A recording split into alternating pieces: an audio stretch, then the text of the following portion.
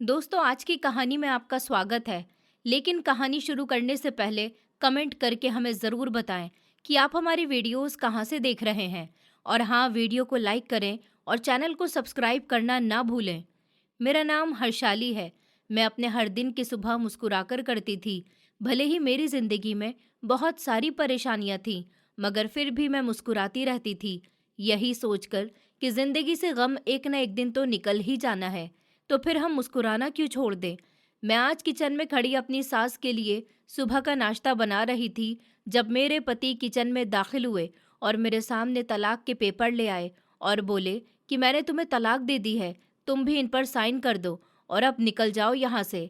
मैं ये सुनकर बुरी तरह से रोने लगी और भागकर अपनी सास के कमरे में गई। उनके पैर पकड़कर बोली, मम्मी जी, इनको समझाओ, ये मुझे घर से निकाल रहे हैं, इन्होंने मुझे तलाक दे दी है।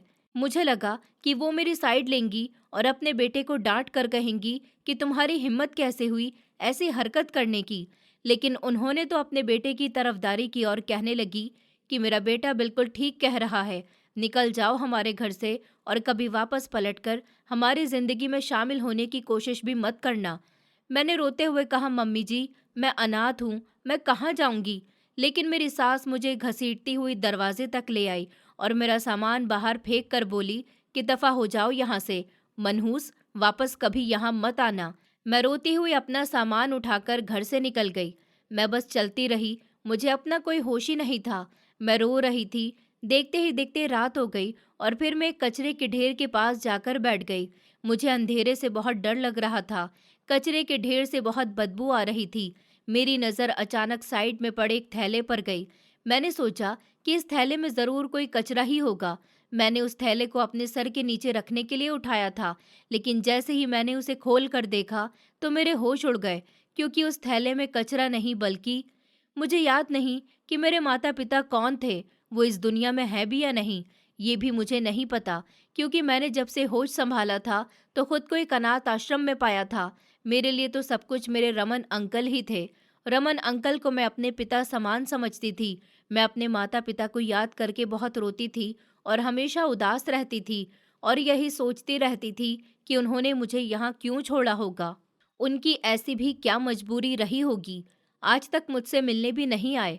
एक दिन मैं ऐसे ही उदास बैठी हुई थी जब रमन अंकल मेरे करीब आए और मेरे सर पर हाथ रखकर बोले, हर्षाली बेटी, तुम क्यों उदास हो और ये तुम्हारी आंखों में आंसू क्यों हैं? तुम जानती हो तुम बहुत ही स्पेशल हो और ऊपर वाले ने तुम्हें किसी बहुत बड़े मकसद के लिए इस दुनिया में भेजा है। कभी अपने गुजरे हुए कल पर अफसोस मत करना। पता है, जिन लोगों का इस दुनिया में कोई नहीं होता, उनका ऊपर वाला होता है। उसका भविष्य कभी अंधेरे में नहीं होता। रमन अंकल बहुत अच्छे इंसान थे। उनकी बातों में हमेशा ऐसी मिठास होती थी कि मेरा दिल एकदम से खुश हो जाता था। मुझे नहीं पता था कि मैं इस अनाथ आश्रम में कब आई थी, क्योंकि जब से मैंने अपना होश संभाला था तब से खुद को अनाथ आश्रम में ही पाया था।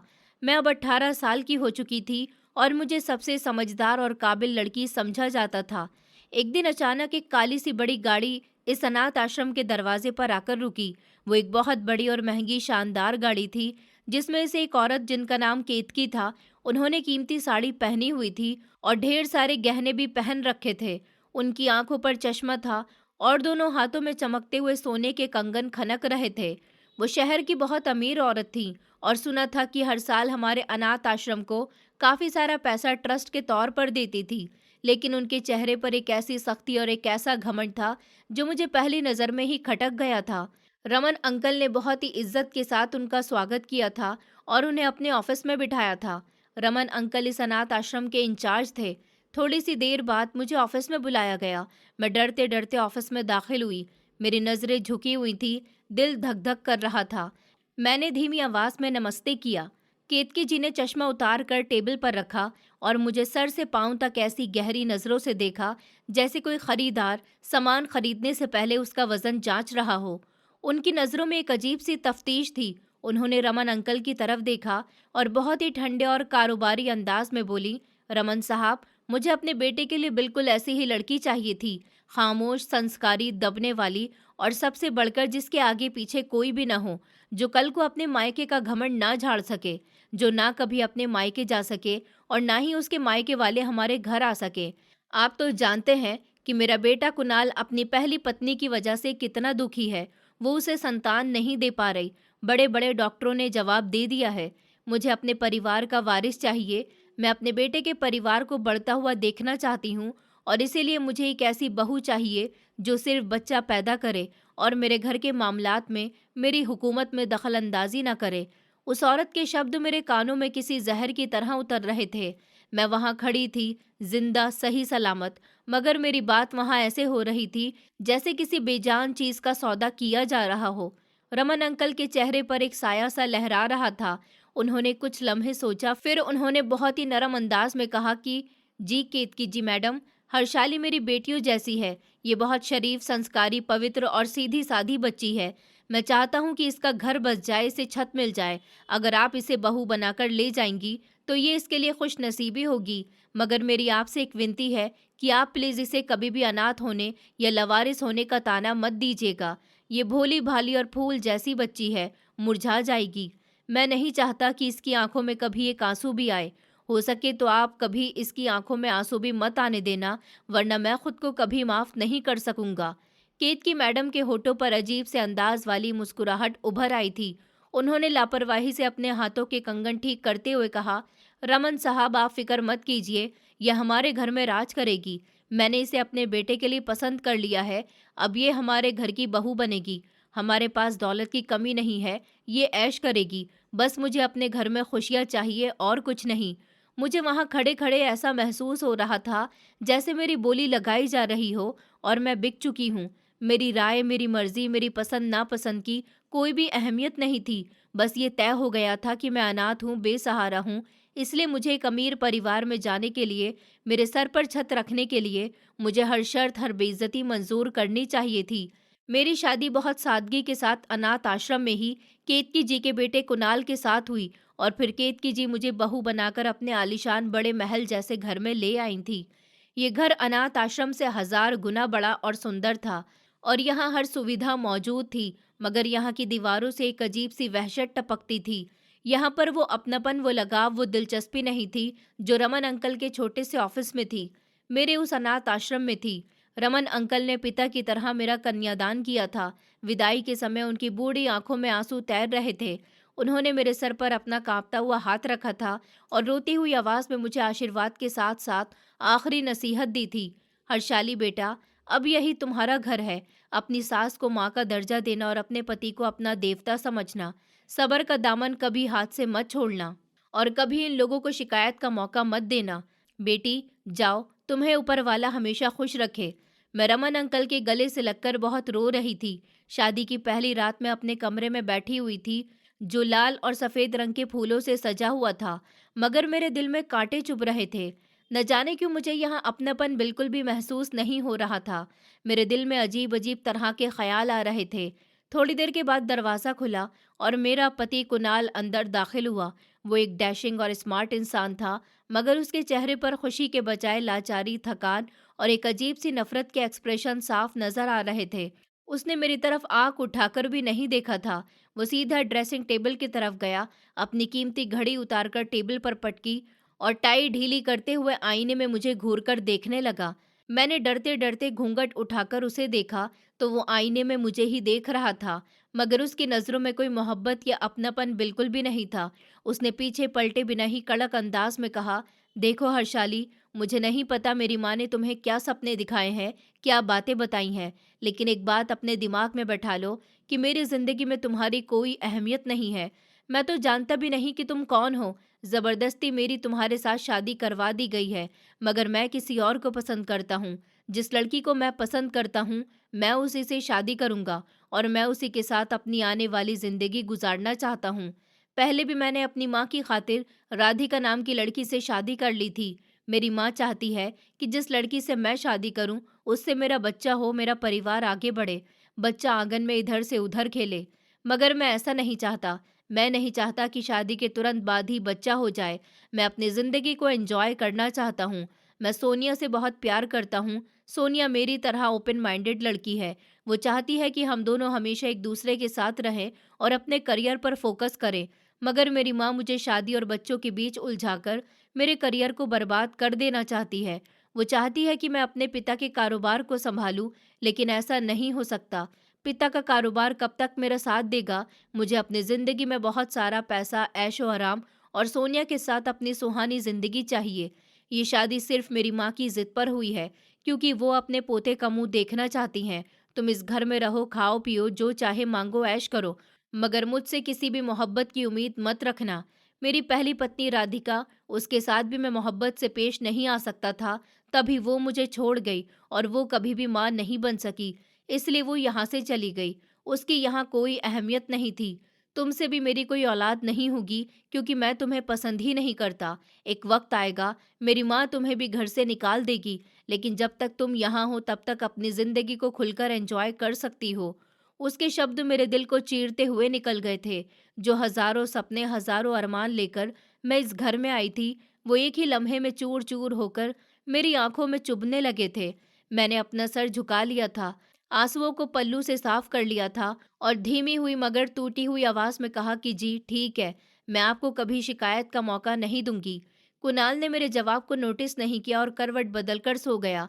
वो मेरी ज़िंदगी की पहली रात थी, जिसे मैंने जाग कर घुटनों में सर देकर गुजारी थी। मुझे रमन अंकल की बेचैनी से याद आ रही थी। मुझे लग रहा था कि मैंने अनाथ आश्रम की आज़ादी खोकर सोने के पिंजरे में कैद होने का फैसला कर लिया है। वक्त गुजरता गया। मैं अपनी शादीशुदा ज़िंदगी में एडजस्ट करने की कोशिश कर रही थी। सास का व्यवहार मेरे साथ अच्छा नहीं था और पति का व्यवहार तो वैसा ही था जैसा उन्होंने पहली रात दिखाया था। बड़ी मुश्किल से मेरी शादी को 1 महीना ही गुजरा था। अभी मेरे हाथों की मेहंदी का रंग भी नहीं उतरा था कि अनाथ आश्रम से एक ऐसी मनहूस खबर आई जिसने मेरे दिल को पूरी तरह से हिला दिया था।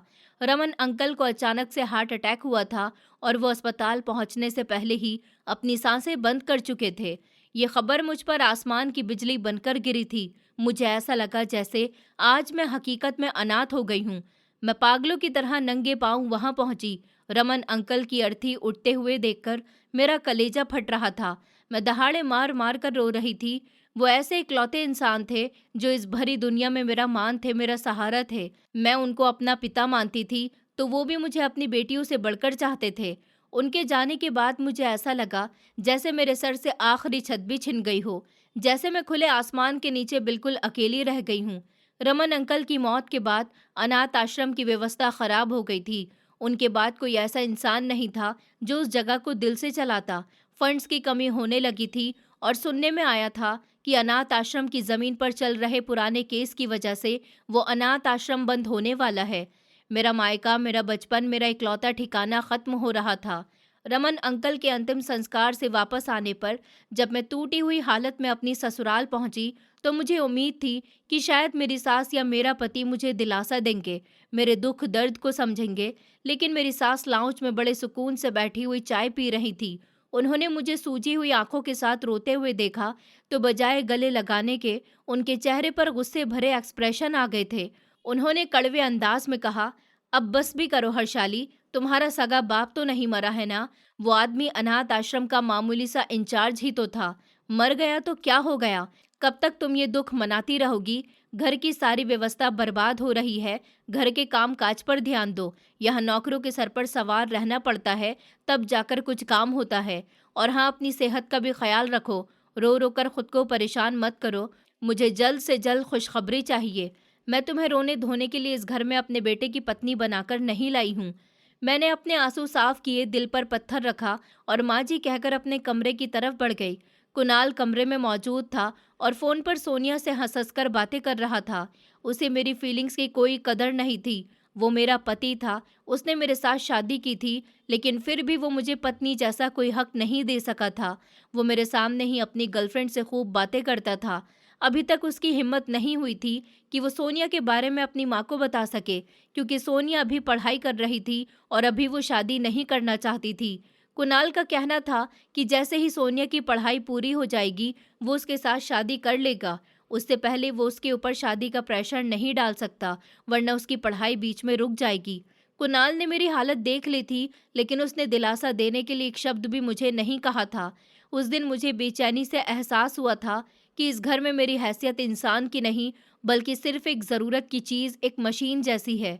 मैं अकेली थी और बिल्कुल तन्हा। बहुत कठिन मगर वक्त गुजरता जा रहा था। 1 साल, फिर 2 साल और फिर 2.5 साल का समय बीत गया था और इतने समय में मेरी सास ने मेरा जीना दुश्वार कर दिया था।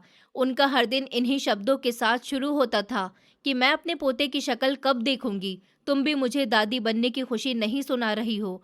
अब उन्हें मैं क्या बताती कि उनका बेटा ना तो मुझे अपनी पत्नी मानता है और ना ही मुझे पत्नी होने का कोई हक देता है, तो फिर मैं उनको दादी कैसे बना सकती हूँ?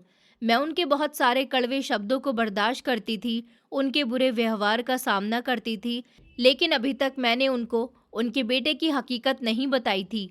ऐसा मैं इसीलिए नहीं कर सकी थी क्योंकि कुणाल ने मुझे मना किया हुआ था। उसने कहा था कि अगर तुमने कुछ भी मेरी माँ को बताया तो मैं तुम्हें तभी तलाक देकर इस घर से निकाल दूंगा। अगर वो मुझे निकाल देते तो फिर मैं कहाँ जाती?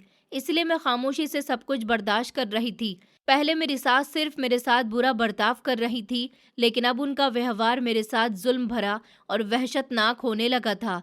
पहले वो मुझे सिर्फ बातें सुनाती थी, जलील करती थी, मगर अब वो खुलकर मुझे सबके सामने बेइज्जत करने लगी थी। सुबह नाश्ते की टेबल पर वो अक्सर प्लेट को जोर से मेरी तरफ सरका देती थी, जिसकी आवाज़ से मेरा दिल दहल जाता था, और कड़वे अंदाज में कहती थी कि पता नहीं किस मनहूस घड़ी में मैंने तुम्हें अपने बेटे के लिए चुना था। खा खाकर मोटी भैंस होती जा रही हो, मगर जो काम तुम्हारा है वो तुमसे नहीं हो रहा। मेरे कुणाल की जवानी ढलती जा रही है। अगर तुमसे कुछ नहीं होता तो साफ बता दो, मैं अपने बेटे के लिए कोई और रास्ता निकाल लूंगी। मैं कब तक तुम्हारा मनहूस चेहरा बर्दाश्त करूं? मैं चुपचाप सुनती रहती। निवाला हलक से उतारना मुश्किल हो जाता था। कई बार वो मुझसे डॉक्टर के पास जाने को कहती, लेकिन मैं डॉक्टर के पास भी कैसे जाऊं? मेरी कुछ समझ नहीं आ रहा था। मैंने इस बारे में कई बार कुणाल से बात की थी। वो मुझसे यही कहता था कि जो भी हो रहा है खामोशी से बर्दाश्त कर लो। अब इस घर में तुम आ गई हो तो तुम्हें बर्दाश्त करना ही पड़ेगा। ये सब तो तुम्हें शादी से पहले सोचना चाहिए था। तुम भी तो अमीर लड़का देखकर शादी करने के लिए राजी हो गई थी ना? उसने मुझसे साफ साफ शब्दों में कह दिया। हर्षाली, मेरी जिंदगी से निकल जाओ, क्योंकि सोनिया की पढ़ाई पूरी हो चुकी है। अब मैं जल्द ही उसके साथ शादी करने वाला हूँ। ये सुनकर मेरे पैरों तले से जमीन निकल गई। ये क्या हो गया था? मैंने कुणाल के आगे हाथ जोड़े थे और कहा था कि प्लीज ऐसा मत करना, मेरा क्या होगा? पहले ही इस डर के साथ में जीते हुए मुझे 2.5 साल गुजर चुके थे और अब ऐसा लग रहा था जैसे मेरी जिंदगी का बुरा समय अब शुरू होने वाला है। एक दिन तो मेरी सास मेरे कमरे में आई। उनके हाथ में एक सिंपल सी दवाई थी। उन्होंने वो दवाई मेरे हाथ में थमाते हुए हुक्म भरे अंदाज में कहा, ये वेद जी की दवाई है, बहुत महंगी है और स्पेशल है। इसे अभी मेरे सामने पियो और कान खोलकर सुन लो हर्षाली। अगर अगले कुछ महीनों में खुशखबरी ना मिली, तुमने मुझे कोई वारिस ना दिया, तो मुझसे बुरा कोई नहीं होगा। उन्होंने जबरदस्ती मुझे वो दवाई पीने के लिए कहा, लेकिन मैं उसे नहीं पी सकती थी। मैंने लाख इनकार किया, मगर मेरी सास ने मुझे बुरी तरह से डांटना शुरू कर दिया। आज मैं बड़ी बुरी फंसी थी। मुझे दवाई पिलाने की वो कोशिश कर रही थी। मैंने उनसे कहा था कि मैं बाद में पी लूंगी, लेकिन उन्होंने मेरी एक न सुनी और जबरदस्ती करते हुए बोली कि नहीं, मेरी आंखों के सामने अभी दवाई पियो। वेद जी ने कहा है कि ये बहुत अच्छी दवाई है। उनके ज्यादा जिद करने पर मजबूरन मुझे वो दवाई पीनी पड़ गई थी। उस दवाई से अगले दिन मेरे पेट में बहुत दर्द हुआ था, मगर मैं किससे कहती? कोई मेरी सुनने वाला नहीं था। मैंने घर में मौजूद नौकरानी को अपनी कंडीशन के बारे में बताया। उसने मुझे मेडिकल से दवाई लाकर दे दी, तब जाकर मेरी तबीयत ठीक हुई थी। अब मेरी जिंदगी और भी मुसीबत भरी होने लगी थी, क्योंकि कुणाल ने फैसला कर लिया था कि अब वो मुझे अपनी जिंदगी से निकालकर सोनिया को इस घर में लेकर आएगा। सोनिया की पढ़ाई भी पूरी हो गई थी और कुणाल ने सोनिया के माता पिता को शादी के लिए राजी भी कर लिया था। मैं जानती थी कि अब इस घर में या तो मैं रह सकती हूँ या फिर सोनिया। मैं तो वैसे भी इस घर के लोगों के लिए एक ऐसा वजूद थी जिसके होने न होने से किसी को कोई फर्क नहीं पड़ता था। मेरी सास जहां अभी तक मुझे बच्चा करने के लिए तंग कर रही थी, वहीं दूसरी तरफ उनके बेटे ने उनका ध्यान अपनी तरफ कर लिया था। वो दिन ब दिन अपनी माँ को मेरे खिलाफ भड़का रहा था। उनके दिमाग में डाल रहा था कि वो मुझे कुछ भी करके इस घर से निकाल दें, जैसा कि उसने अपनी पहली पत्नी राधिका के साथ किया था। अब की बार कुणाल ने बहुत ही बड़ा खेल खेला था, जिसका नुकसान सबसे ज्यादा मेरी जिंदगी पर हुआ था। कुणाल ने मेरी सास को सोनिया के बारे में बताया और कहा कि सोनिया बहुत अच्छी लड़की है, उसका पिता बहुत अमीर आदमी है। मैं सोनिया से शादी करना चाहता हूँ।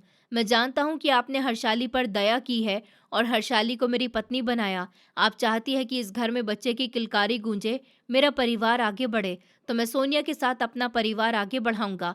यहाँ तक कि उसने मुझ पर यह भी इल्ज़ाम लगाया था कि हर्षाली बांझ है, हर्षाली बच्चा पैदा नहीं कर सकती। मम्मी, आपको क्या लगता है कि मैंने कोशिश नहीं की बच्चा पैदा करने की? मैंने इसको हर डॉक्टर को दिखाया। पिछले 2.5 साल से मैं इसको शहर के न जाने कितने बड़े-बड़े डॉक्टर के पास ले गया हूँ और हर्षाली का चेकअप भी करवाया। डॉक्टर कहते हैं कि आप तो बिल्कुल फिट है, लेकिन आपकी पत्नी बांझ है। मैंने सोचा कि उसका बाँचपन वक्त रहते ठीक हो जाएगा, लेकिन मैंने आपकी आंखों में देखा है कि आप मेरा बच्चा देखने के लिए कितनी तड़प रही हैं। मम्मी, आप इस लड़की को घर से निकाल दीजिए। मैं सोनिया से शादी करूंगा। वो जल्द ही आपको दादी बनने की खुशखबरी भी देगी। वो अपने पिता की इकलौती बेटी है। उसके बाप का जो कुछ भी है अपनी बेटी का ही है। वो दहेज में भी काफ़ी कुछ देंगे और अपनी ज़मीन जायदाद और कारोबार भी सोनिया के नाम कर देंगे। आप तो जानती हो कि मुझे अपनी ज़िंदगी खुलकर जीने की आदत है। मैं किसी भी चीज़ में बंद कर नहीं रहना चाहता, न कारोबार में और ना ही किसी रिश्ते में। इसीलिए मुझे लगता है कि जो खुशियाँ हमें राधिका और हर्षाली नहीं दे सकी, वो खुशियाँ सोनिया से मिलेंगी।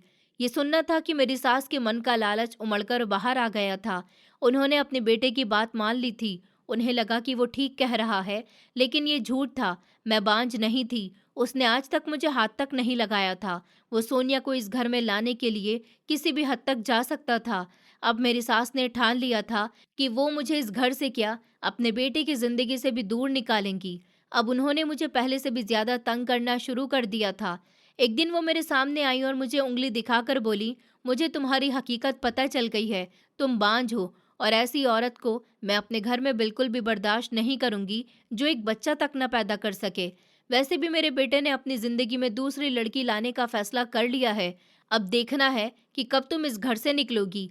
मेरा बेटा भी तुमसे बहुत परेशान हो चुका है। वो घर में नहीं रहता क्योंकि उसे तुम जैसी मनहूस औरत नजर आती है। अगर तुमने उसे एक बच्चा पैदा करके दे दिया होता तो उसका ध्यान तुम्हारी तरफ होता। मैं तुम्हें जल्द ही धक्के मारकर घर से निकालने वाली हूँ। मैं डरी सहमी और खामोश रही।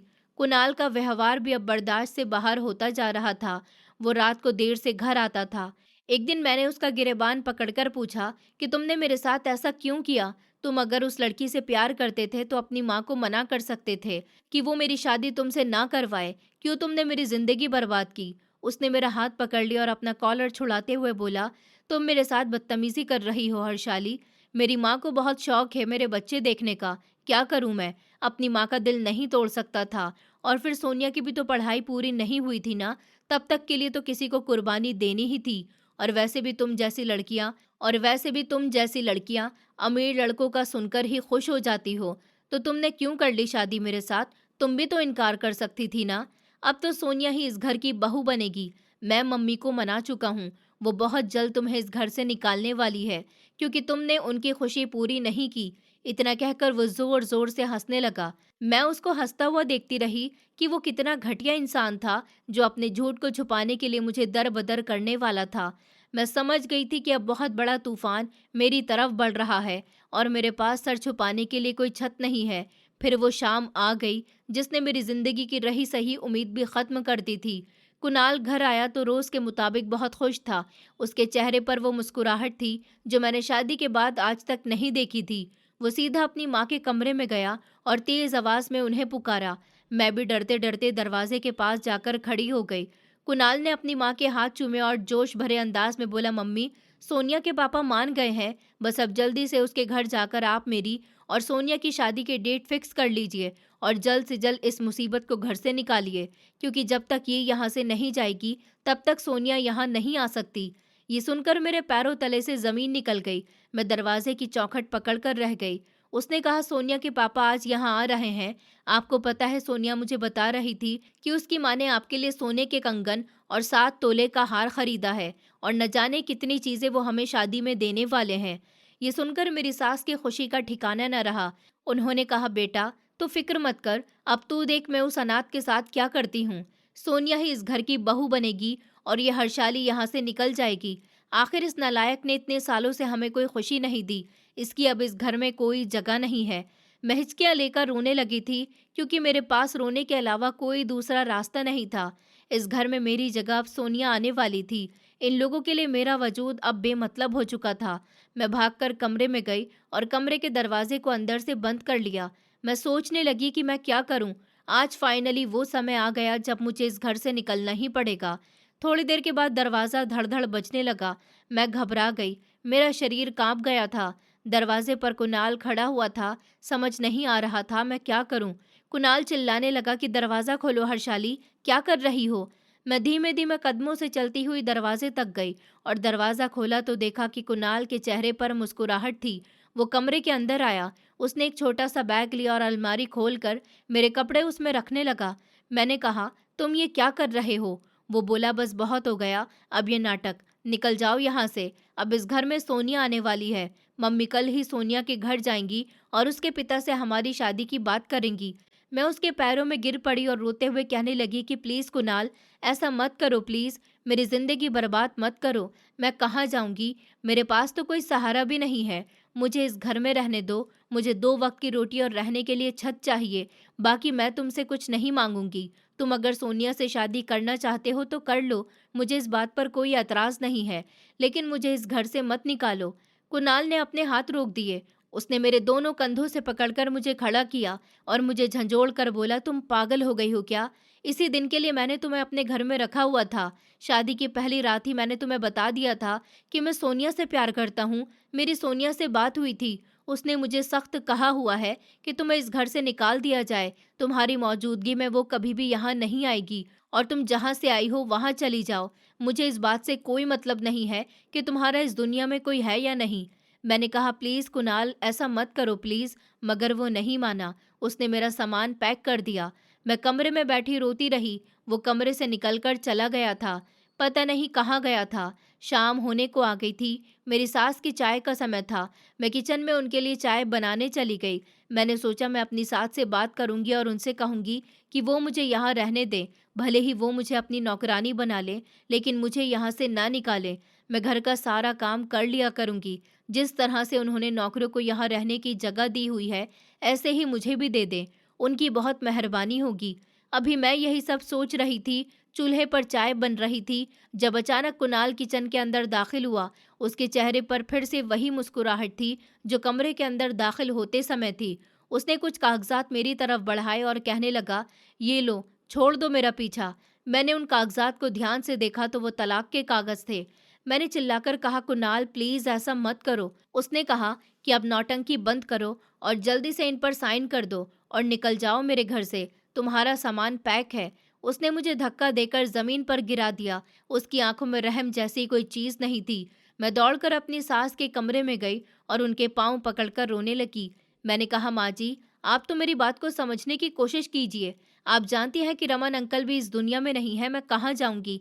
अपने बेटे को समझाइए। इन्होंने मुझे तलाक दे दी है। मुझ पर रहम कीजिए। कुणाल अपनी माँ के कमरे में आया और बोला, मम्मी, मेरा टाइम वेस्ट हो रहा है। जल्दी से इससे इन पेपर्स पर साइन ले लेना और इसे घर से निकाल देना। मैं जा रहा हूँ, मुझे एक ज़रूरी काम है। कुणाल जा चुका था और मैं उसकी माँ के रहमो करम पर रह गई थी। कुणाल के जाने के बाद उसकी माँ मुझ पर बरस पड़ी। उनके बेटे ने उनकी आंखों पर लालच की ऐसी पट्टी बांध दी थी कि अब उन्हें मुझे घर से निकालना ही था। उन्होंने मेरे बाल मजबूती से पकड़ लिए। मैं चीख उठी। मेरी सास ने कहा कि जल्दी से इन पेपर्स पर साइन कर दे और निकल जा मेरे बेटे की जिंदगी से। मैं तुझे अब और बर्दाश्त नहीं कर सकती। मैंने कहा, माँ जी, मैं आपके आगे हाथ जोड़ती हूँ, मुझ पर दया कीजिए। उन्होंने हंसते हुए कहा, मैं तुझ पर दया कर लेती, लेकिन पूरे 2.5 साल के समय तक तूने मुझे माँ बनकर ही नहीं दिखाया। आज मैंने उनको सच बता दिया और कहा कि आपका बेटा काफ़ी लंबे समय से सोनिया के संबंध में था। वो उससे ही शादी करना चाहता था, लेकिन सोनिया की पढ़ाई पूरी ना होने की वजह से उसने आपको उसके बारे में नहीं बताया। और आप जो अपने बेटे की शादी जल्द से जल्द करना चाहती थी, आपने उसकी शादी पहले तो राधिका के साथ करवाई और फिर मेरे साथ।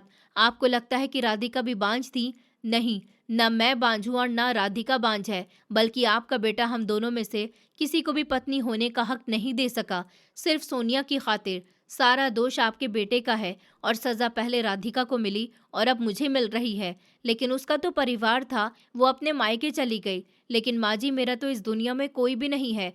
मेरी क्या गलती है? मेरा क्या कसूर है? आखिर मुझे किस बात की सजा दी जा रही है? मेरी सास ने एक जोरदार थप्पड़ मेरे गाल पर मारा और बोली, ये क्या फालतू की कहानी बना रही है? मुझे अपनी बातों में लेना चाहती है? चल निकल जा मेरे घर से, लेकिन जाने से पहले इन पेपर्स पर साइन कर दे। घर के सारे नौकर कमरे के बाहर जमा थे और मुझ पर होने वाले अत्याचार की आवाज़ें सुन रहे थे। मैं अपनी अब और बेइज्जती नहीं करवाना चाहती थी, इसलिए मैंने खामोशी से पेन उठाकर पेपर्स पर साइन कर दिए। मैं जानती थी कि मेरे पास कोई जगह नहीं है। अनाथ आश्रम बंद हो चुका था, रमन अंकल इस दुनिया से जा चुके थे। मैं बिल्कुल बेसहारा थी। साइन करते समय मेरे हाथ कांप रहे थे। मेरी सास के चेहरे पर शैतानी मुस्कुराहट फैल गई।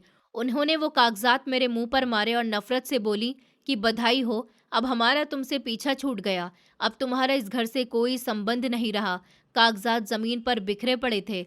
मैंने अपनी सास के पांव पकड़कर फिर से रोते हुए कहा था कि माँ जी, मुझ पर दया कीजिए। मैं कहाँ रहूंगी? मैं इस शहर में किसी को भी नहीं जानती। मैं आपके आगे हाथ जोड़ती हूँ, आप मुझे इस घर की नौकरानी बनाकर ही रख लीजिए। मैं कभी आपसे कोई शिकायत नहीं करूंगी। मुझे छत से लाचार मत कीजिए। दुनिया बहुत जालिम है। न जाने इस घर से निकलने के बाद मेरे साथ क्या होगा। मेरी सास ने मुझे जोर से ठोकर मारी और पीछे हट गईं।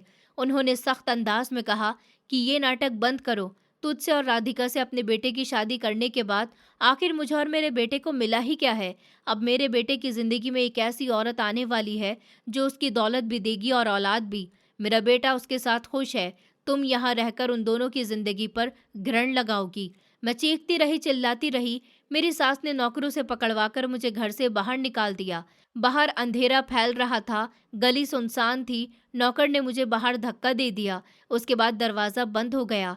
मेरे दिल की धड़कन जैसे रुक सी गई थी। मैंने पलटकर उस बंद दरवाजे को देखा था, जो अब शायद कभी मेरे लिए नहीं खुलना था। मैंने पूरी ताकत से दरवाजे को पकड़ लिया और उसे झंझोड़ा। मेरे गले से निकलने वाली चीखें गली के सन्नाटे को चीरती हुई आसमान की तरफ लगी। मेरी आवाज़ में वो दर्द था जो पत्थर को भी पिघला सकता था। आज मैं बहुत रो रही थी और ऊपर वाले से प्रार्थना कर रही थी कि मैंने अपना फैसला तेरे हाथ में छोड़ दिया है। लेकिन मैंने अपने दिल में ठान ली थी कि अगर ऊपर वाले ने मुझे ऐसा मौका दिया कि मैं अपने पति और सास से बदला ले सकूं, तो मैं ऐसा ज़रूर करूंगी। मुझे इन लोगों ने अब कोई सामान नहीं दिया था। मैं खाली हाथ घर से निकल गई थी। रोड पर लगी हुई लाइट एक एक करके जल रही थी और मेरे लिए तो हमेशा के लिए अंधेरा छा रहा था। मैंने अपना माथा लोहे के दरवाजे पर दे मारा। ठंडे लोहे की ठंडक मेरी आत्मा में उतर गई थी। मैं जानती थी कि इस घर के मालिक के दिल इस लोहे से भी ज्यादा सख्त हैं। वहां मेरी विनती सुनने वाला कोई नहीं था। मेरी आवाज दीवारों से टकराकर वापस आ रही थी। तभी गली के आवारा कुत्तों की आवाजें करीब आने लगीं। मैंने डरते हुए पीछे पलटकर देखा। गली के कोने में 3-4 कुत्ते खड़े हुए थे और वो मेरी तरफ देखकर गुर्रा रहे थे। उनकी चमकती हुई आंखें अंधेरे में अंगारों की तरह लग रही थी। मेरा शरीर डर के मारे कांपने लगा। मैंने अपने दुपट्टे को मजबूती से पकड़ लिया। मुझे लगा कि आज इन लोगों ने मुझे नोच कर फेंक दिया है, अब शायद ये जानवर भी मेरी बोटियां नोच कर खाएंगे। मैं गेट से टेक लगाकर खड़ी हो गई थी। मेरी टांगों में जान नहीं रही थी। कुत्तों ने भौंकना शुरू कर दिया और धीरे धीरे मेरी तरफ बढ़ने लगे। मैंने डर के मारे आंखें बंद कर ली। मेरा दिल जोर जोर से धड़क रहा था। मुझे अपनी मौत साफ दिखाई दे रही थी। एक कुत्ता मेरे बिल्कुल करीब आकर जोर से भौंका तो मेरी चीख निकल गई। मैंने जमीन से एक पत्थर उठाया और उसे डराने की कोशिश की कि दूर हटो, चलो जाओ यहाँ से। मेरी आवाज में कपकपाहट थी, मगर कुत्ते शायद मेरे डर को महसूस कर रहे थे। वो रुके नहीं बल्कि और करीब आ गए। मैं समझ गई थी कि यहाँ खड़े रहना खतरे से खाली नहीं है। मुझे छुपने के लिए कोई जगह ढूंढनी होगी। मेरी नज़र गली के कोने में मौजूद उस कचरे के ढेर पर पड़ी, जिसके चारों तरफ ईंटों की चार दीवारी बनी हुई थी। वो जगह गंदगी से भरी हुई थी, मगर इस समय वही जगह मुझे अपनी इकलौती पनाह नजर आ रही थी। मैं पागलों की तरह उस तरफ भागी। कुत्ते मेरे पीछे लगे, मगर मैंने पूरी जान लगाकर दौड़ लगाई और कचरे के ढेर के साइड वाली दीवार के साथ जाकर बैठ गई। वहां कचरे के ढेर की बदबू ने मेरा स्वागत किया था। वो बदबू उन लोगों के व्यवहार से कम तकलीफदायक महसूस हो रही थी। मैंने खुद को समेटकर एक कोने में छुपा लिया। कुत्ते कुछ देर तक भौंकते रहे और शायद मुझे वहां ना पाकर वहां से चले गए। रात गहरी हो रही थी। आसमान पर बादल छाए हुए थे और कभी कभी बिजली चमकती थी, जिससे गली में रोशनी हो जाती थी। मैं कचरे के ढेर के पास बैठी अपनी किस्मत पर आंसू बहा रही थी। ठंड बढ़ रही थी और मेरे पास ओढ़ने के लिए सिर्फ अपना दुपट्टा था। मेरा शरीर ठंड से अकड़ रहा था। मुझे अपना पुराना समय याद आने लगा। अनाथ आश्रम में रमन अंकल की मोहब्बत, वो सुकून भरी रातें जब हम बेफिक्र होते थे। मैं सोच रही थी कि क्या अनाथ होना इतना बड़ा जुर्म है कि इंसान को जानवरों से भी बदतर सलूक का सामना करना पड़े। मैंने ऊपर वाले से शिकायत की कि तूने मुझे क्यों इस दुनिया में भेजा। अगर मुझे ऐसे ही जलील होना था तो मुझे अनाथ आश्रम की चार दीवारी में ही मौत क्यों नहीं आ गई। मैंने तो कभी किसी का बुरा नहीं चाहा, मैंने तो हमेशा सब्र किया था। फिर मेरे हिस्से में ये नए कांटे क्यों आए थे। मेरे सवालों का जवाब देने वाला वहां कोई नहीं था, सिर्फ खामोशी थी या दूर से किसी गाड़ी के गुजरने की आवाज आ रही थी। मेरे पेट में भूख से चूहे दौड़ रहे थे। मैंने सुबह से कुछ नहीं खाया था। मेरी सास ने दोपहर को भी मुझे खाना नहीं दिया था और अब रात के समय मैं खाली पेट सड़क पर बैठी थी, जो इंसान को कमजोर कर देती है।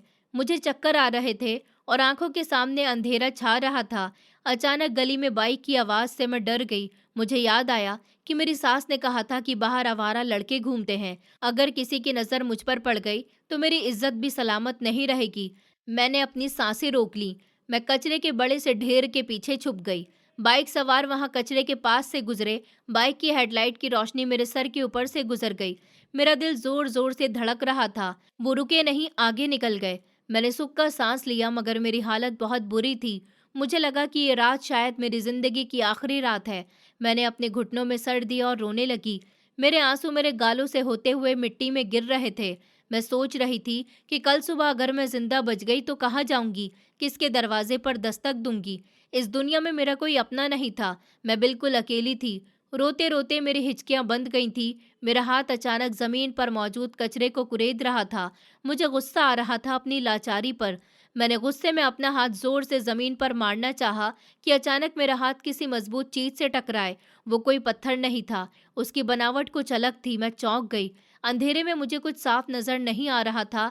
मैंने टटोल कर देखा, वो एक बड़ा सा बैग था। मैंने बैग को खींचकर अपने करीब किया। वो सच में बहुत भारी था, उसे उठाना मुश्किल हो रहा था। मेरी दिलचस्पी बढ़ गई। मैंने सोचा शायद इसमें कोई पुराने कपड़े हों जो मैं सर्दी से बचने के लिए पहन सकूं। ये शायद कोई खाने की चीज़ हो जो ख़राब हो चुकी हो। मैंने कांपते हुए हाथों से बैग की जिप टटोली। जिप थोड़ी फंसी हुई थी। मैंने जोर लगाया तो जिप खुल गई। उसी लम्हे बादलों की आड़ से चांद थोड़ा सा बाहर निकला और धीमी सी रोशनी कचरे के ढेर पर पड़ी। मैंने बैग का मुंह खोला और अंदर झांका। मेरा सांस गले में अटक गया। मेरी आंखें फटी की फटी रह गईं। बैग के अंदर सोने के सेट रखे हुए थे। सोने के भारी कंगन, हार, अंगूठियां और कुछ नकदी भी थी। मेरा दिल अब डर के साथ साथ एक अनजानी दहशत से भी भर गया। इतना सोना, इतनी दौलत इस कचरे के ढेर में क्या कर रही है। जरूर ये किसी चोर या डाकू का काम है। उन्होंने उसे यहाँ छुपाया होगा ताकि बाद में ले जा सके। मेरे दिमाग में एक धमाका हुआ। मैंने सोचा ये मेरी किस्मत है, ऊपर वाले ने मेरी प्रार्थना सुन ली है। ये सब कुछ इतना ढेर सारा है कि मेरी पूरी जिंदगी बदल सकती है। मैंने खुद से कहा, हर्षाली, तुम अपनी पूरी जिंदगी ऐश कर सकती हो। तुम्हें किसी के आगे हाथ फैलाने की जरूरत नहीं पड़ेगी। ये तुम्हारे दुखों का मरहम है। मेरा हाथ बैग के हैंडल पर मजबूत हो गया। मैं उसे लेकर भागने ही वाली थी कि अचानक मेरे कानों में रमन अंकल की आवाज गूंजी, बेटी, ईमानदारी इंसान का सबसे बड़ा जेवर है। भूखी रह लेना, मगर कभी गलत तरीके से मत खाना। जिस चीज पर तुम्हारा हक न हो वो तुम्हारे लिए नाजायज है। मैं वहीं जम गई। मेरे हाथ ढीले पड़ गए और मैंने खुद से कहा कि नहीं, मैं चोर नहीं बन सकती। मैं अनाथ जरूर हूँ, मैं बेसहारा जरूर हूँ, मगर मेरी नीयत खराब नहीं है। ये सब कुछ जिसका भी है उसकी अमानत हो सकता है। ये किसी की जिंदगी भर की कमाई हो सकता है। कोई इसके लिए तड़प रहा हो। मैं किसी की बद्दुआ लेकर अपनी जिंदगी नहीं संवार सकती। मैंने फैसला कर लिया था कि ये बैग अपने पास नहीं रखूंगी। मेरे पास कोई रास्ता नहीं था। मैंने बैग को अपने बाजुओं में भर लिया, उसे अपने दुपट्टे के नीचे छुपा लिया। मैं वहीं कचरे के ढेर के पास ही अंधेरे में एक कोने में दुबक गई। अब मुझे इस बैग की हिफाजत करनी थी। ये मेरे लिए एक परीक्षा थी। ऊपर वाला देख रहा था कि मैं अपनी ईमानदारी कहाँ तक दिखाती हूँ। दिन धीरे धीरे निकलना शुरू हो गया। जिंदगी दोबारा लौट रही थी। मैंने सुकून का सांस लिया और सोचा कि ऊपर वाले ने मुझे इस खतरनाक रात में जिंदा रखा और मेरी इज्जत की हिफाजत की। अब उजाला इतना हो गया कि रास्ते साफ दिखाई देने लगे तो मैंने हिम्मत जमा की। मेरे पांव दर्द करने लगे थे और शरीर में दर्द था। मैंने बैग को मजबूती से थाम लिया और कचरे के ढेर से निकल गई। गली में अभी भी सन्नाटा था, मगर अब वो खौफनाक नहीं लग रहा था। मैंने अपने दुपट्टे को ठीक किया और बैग को उसमें अच्छी तरह छुपा लिया ताकि किसी की नज़र मुझ पर न पड़े। मुझे पता था कि पुलिस स्टेशन यहाँ से 2 किलोमीटर दूर है। मेरे पास किराए के पैसे नहीं थे, इसलिए मुझे पैदल ही चलना था।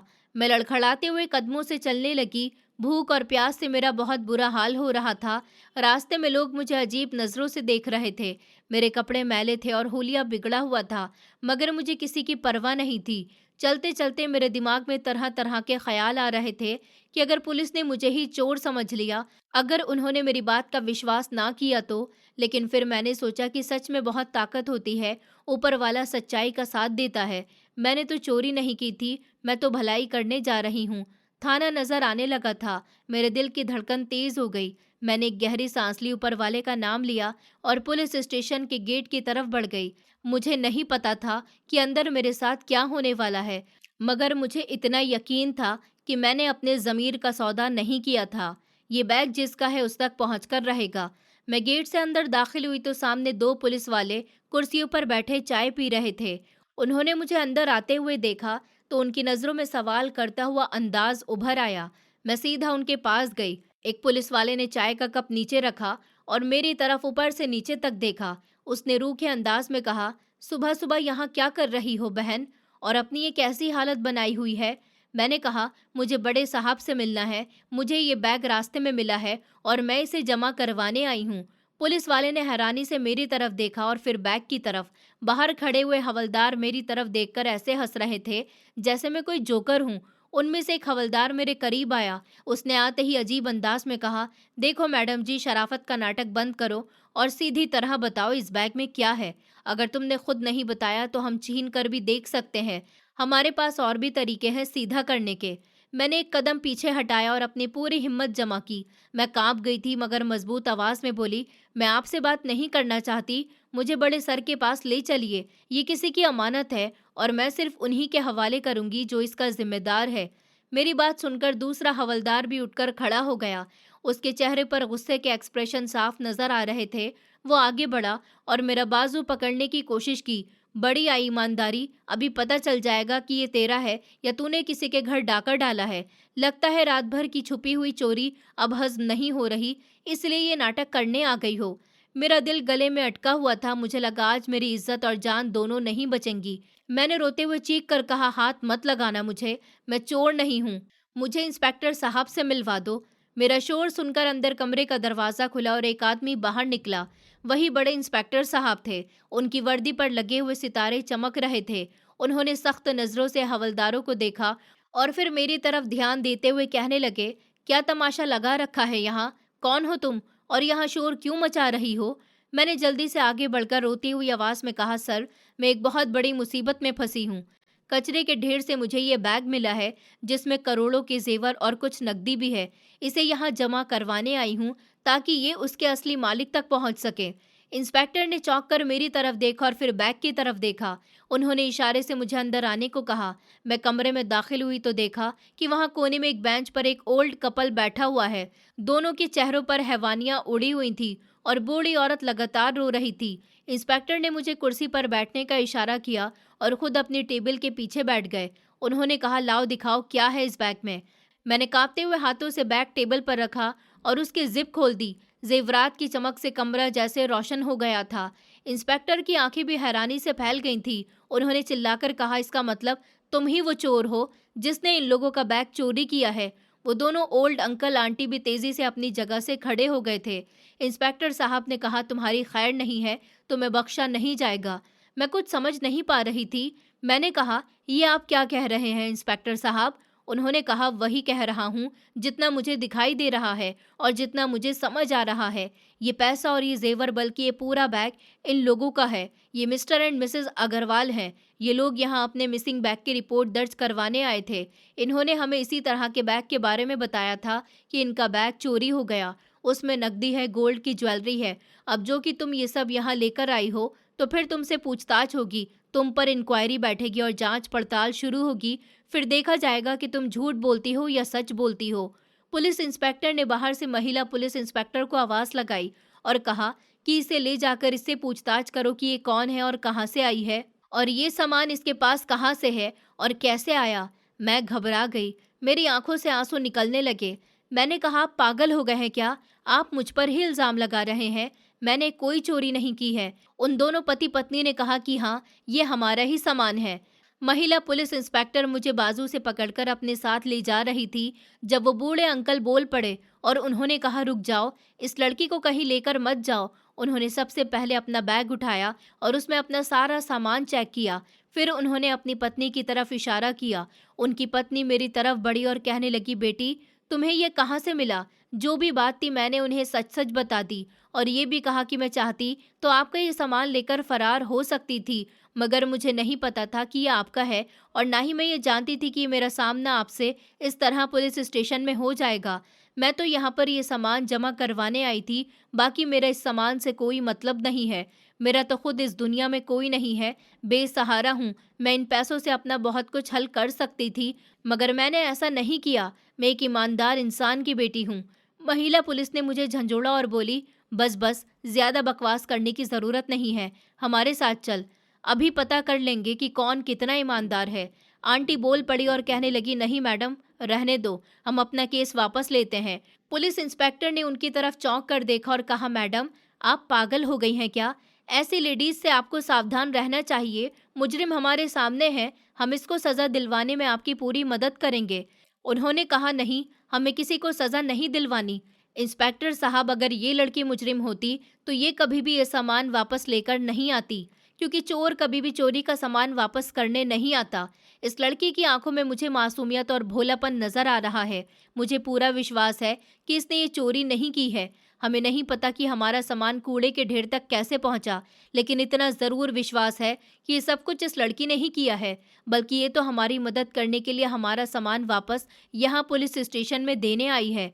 मैं एक तरफ सहम कर खड़ी थी और उस औरत की बातें खामोशी से सुन रही थी। उन दोनों पति पत्नी ने अपना सामान लिया और अपने सामान की चोरी होने की रिपोर्ट भी वापस ले ली थी और फिर पुलिस स्टेशन से निकल आए थे। उन्होंने मुझे भी अपने साथ ले लिया था। पुलिस स्टेशन के बाहर आकर उन्होंने मुझसे पूछा, बेटी, तुम्हारा नाम क्या है? मैंने उनको अपना नाम बताया और मेरे साथ जो कुछ भी हुआ था उसके बारे में भी बताया। मेरी बात सुनकर उन्होंने मेरे सामने हाथ जोड़ लिया और कहा, बेटी, तुम्हारा बहुत बहुत शुक्रिया। दरअसल ये हमारी सारी जिंदगी की जमा पूंजी है। आज के ज़माने में हर कोई अपना फ़ायदा देखता है। तुम भी चाहती तो बेसहारा होने के बावजूद भी इन पैसों और इन जेवरात से अपनी ज़िंदगी बना सकती थी, लेकिन तुमने ऐसा नहीं किया। ये तुम्हारे अच्छे संस्कारों की पहचान है। वो आंटी बोली, दरअसल हम दोनों पति पत्नी रिटायर्ड सरकारी टीचर हैं। हमारी कोई औलाद नहीं है। हम दोनों पति पत्नी ने सारी ज़िंदगी खूब कमाया, अपनी ज़िंदगी खूबसूरती से गुजारी, लेकिन हमारे पास औलाद ना होने की वजह से हमारी ज़िंदगी हमें बेकार लगती है। तुमने हमारी आंखें खोल दी, हमें माफ़ कर दो बेटी। पुलिस वालों की तरफ से हम तुमसे माफ़ी मांगते हैं। मैंने उनके हाथ पकड़कर कहा, नहीं, आप लोगों को मुझसे माफ़ी मांगने की कोई ज़रूरत नहीं है। आप मुझसे बड़े हैं, आप लोग मुझे आशीर्वाद दीजिए बस। मुझे बड़ों के आशीर्वाद और प्यार की ज़रूरत है। इतना कहकर मैं आगे बढ़ने लगी, तभी पीछे से आवाज़ आई। बूढ़े अंकल ने कहा, बेटी, हमारी बात सुनो। मैंने पीछे पलटकर देखा तो उन्होंने कहा, हमारे पास कोई औलाद नहीं है और तुम्हारे पास कोई ठिकाना नहीं है, तो फिर क्यों ना तुम हमारी बेटी बन जाओ। हम तुम्हें जिंदगी भर का सुख देंगे। तुमने अपनी अच्छाई का सबूत हमें दे दिया है, हमारा सामान वापस पुलिस स्टेशन लाकर। हमें तुमसे कोई और सबूत नहीं चाहिए। मैंने कहा, लेकिन मैं आप लोगों के साथ जाऊंगी तो दुनिया वाले क्या कहेंगे? उन्होंने कहा कि हमें दुनिया की कोई परवाह नहीं है, हम तुम्हें अपनी बेटी बनाकर रखेंगे। तुम हमारे बुढ़ापे में हमारा सहारा बनोगी। बताओ तुम्हें क्या चाहिए, हम तुम्हारी हर ख्वाहिश पूरी करेंगे। वो लोग मुझे अपने साथ अपने घर ले गए। उनका घर बहुत बड़ा था, गाड़ी थी, बंगला था, नौकर थे, लेकिन इतना सब कुछ होने के बावजूद भी उस घर में सुनसान थी, क्योंकि वहाँ कोई औलाद नहीं थी और उन दोनों के अलावा वहाँ और कोई नहीं रहता था। उन लोगों ने मुझे बहुत प्यार दिया, वो बहुत अच्छे लोग थे। उन्होंने मुझे अपनी बेटी बनाकर रखा और पूछा कि बताओ, तुम्हारी ऐसी कौन सी ख्वाहिश है जिसे हम पूरा कर सकें। मुझे उन लोगों का प्यार और आशीर्वाद मिल गया था, यही मेरे लिए बहुत था। मुझे कुछ और नहीं चाहिए था, लेकिन फिर भी मैं अपने पैरों पर खड़ा होना चाहती थी। मैं समाज को दिखाना चाहती थी कि औरत कभी कमज़ोर नहीं होती। मैं पढ़ना चाहती थी, मैं कुछ बनना चाहती थी। वो बूढ़े अंकल मेरे पिता और बूढ़ी आंटी मेरी माँ बन गईं। मैंने भी उनकी सेवा में कोई कमी नहीं छोड़ी थी। उनकी बेटी बनकर दिखाया था, उन दोनों का बहुत ख्याल रखा था। उनके घर में सब कुछ था। वो दोनों पति पत्नी कहते थे कि तुम्हारे आ जाने से हमारी जिंदगी रोशन हो गई। सच ही कहते हैं कि कभी कभी कुछ गैर अपनों से भी ज्यादा अपने हो जाते हैं। उन्होंने मुझे सारी जिंदगी की खुशियां दी, खूब पढ़ाया लिखाया, और फिर एक वक्त ऐसा आया जब मैं उन लोगों की मोहब्बत से और उनके आशीर्वाद से एक आईपीएस ऑफिसर बन गई। याद है, मैंने आप लोगों को अपनी कहानी में बताया था कि मैंने खुद से वादा किया था कि अगर ऊपर वाला मुझे मेरे ससुराल वालों से बदला लेने का मुझे मौका देता है तो मैं उनसे बदला ज़रूर लूंगी। अपने पति से और अपनी सास से, जिन्होंने मेरी ज़िंदगी को बर्बाद कर दिया था। मेरा पति दोषी था, मेरी सास ने मेरे साथ बहुत गलत किया था। आईपीएस ऑफिसर बनने के बाद मैंने सबसे पहले कुणाल की पत्नी सोनिया को कुणाल की हकीकत के बारे में बताया था। मैं जानती थी कि कोई भी औरत ये बर्दाश्त नहीं करेगी कि उसका पति पहले कितने झूठ बोल चुका हो और उसने अपना घर कितने झूठों की बुनियादों पर बसाया हो। दूसरी तरफ कुणाल की माँ थी, जो पहले औलाद के लालच में अंधी थी और फिर उसके बाद दौलत के लालच में। जब मैंने कुणाल को अरेस्ट किया और उसके ससुर को सब कुछ बता दिया तो उन्होंने खुद ही फैसला किया कि उनके दामाद को अरेस्ट हो जाना चाहिए। मैंने राधिका की भी तलाश की और उसे सामने लाकर कोर्ट में पेश किया। राधिका ने अपने बयान दिए और राधिका ने भी वही सब कुछ बताया जो मेरे ऊपर बीती थी। राधिका के साथ भी जुल्म हुआ था, मगर उसके परिवार वालों ने उसे बचा लिया था। तलाक दिलवाकर उसे अपने घर बिठा लिया था। मेरा तो इस दुनिया में कोई नहीं था, लेकिन फिर ऊपर वाले की कृपा से मुझे अंकल आंटी मिल गए और उन्होंने मेरे सपनों को साकार किया। बाद में पता चला कि सोनिया भी कुणाल के घर में खुश नहीं थी, क्योंकि कुणाल ने अपना रिश्ता झूठ की बुनियाद पर बनाया था और शादी को 3 साल गुजर गए थे। अभी तक सोनिया कुणाल के बच्चे की मां नहीं बनी थी, जिसकी वजह से कुणाल की मां ने उसका जीना दुश्वार किया हुआ था। इसलिए वो उस घर में नहीं रहना चाहती थी और कुणाल की जिंदगी से निकलकर अपनी जिंदगी को अपने तरीके से जीना चाहती थी।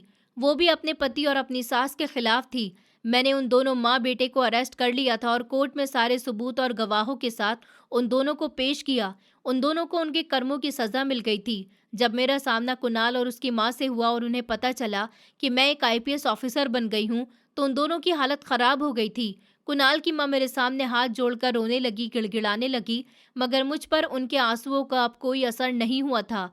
मैंने उनसे कहा, आपको याद है एक दिन था जब मैं भी आपके सामने हाथ जोड़कर रो रही थी, गिड़गिड़ा रही थी कि मुझे घर से मत निकालो, मगर किसी ने मुझ पर रहम नहीं किया। कुणाल ने अपनी चालाकी से 2 लड़कियों की जिंदगी बर्बाद की थी और सोनिया का कहना था कि वो भी कुणाल के साथ खुश नहीं थी, क्योंकि सोनिया बहुत खुले मिजाज की लड़की थी। उसे ससुराल की पाबंदियों में बंद कर रहना, बच्चा पैदा करना, ये सब कुछ ओल्ड लगता था। वो ना तो बच्चा पैदा करने के लिए तैयार थी और ना ही बच्चे की परवरिश करने के लिए। इसलिए उसने खुद अपने पति और अपनी सास को जेल भेजने के लिए पुलिस की मदद की थी। उन लोगों को तो उनके कर्मों की सजा मिल गई थी। ऊपर वाले ने मेरी जिंदगी पूरी तरह से बदल दी, मुझे माँ बाप दे दिए और जिन लोगों ने मेरे साथ गलत किया था उनको अपने हाथों से सजा देने का हकदार भी बनाया। आज मैं बहुत खुश हूँ। आज भी मैं अपने माता पिता के साथ रहती हूँ। उन अनजान रिश्तों ने मुझे कभी तकलीफ नहीं दी। मैं आप लोगों से सिर्फ यही कहना चाहूंगी कि ऊपर वाले पर भरोसा कीजिए। वो हमेशा अच्छा करने वालों के साथ अच्छाई ही करता है। दोस्तों, उम्मीद करती हूँ आपको हमारी कहानी पसंद आई होगी। कहानी पसंद आई है तो वीडियो को लाइक करें, चैनल पर नए हैं तो चैनल को सब्सक्राइब करें और हाँ, नोटिफिकेशन बेल को ज़रूर दबाएं ताकि अगली अपडेट सबसे पहले आपको मिले।